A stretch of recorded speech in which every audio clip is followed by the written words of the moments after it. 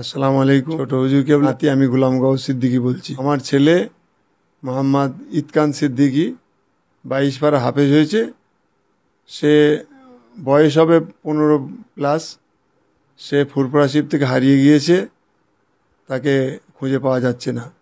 গত 30শে জুন সোমবার বৈকাল 3টে, 3:30, 4টে নাগাদ হারিয়ে গিয়েছে। তাকে খুঁজে পাওয়া যাচ্ছে না।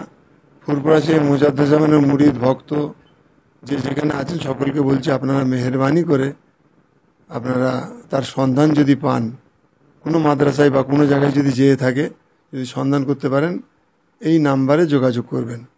আপনারা মেহেরবানি করে দিলে খুবই উপকৃত হব এবং আপনাদের উপর আল্লাহ পাকের রহমত, দাদা পীরের দোয়া, 5 হুজুর কেবলার দোয়া আপনাদের উপর থাকবে, রুহানি ফায়েজ তাওয়াজ্জ।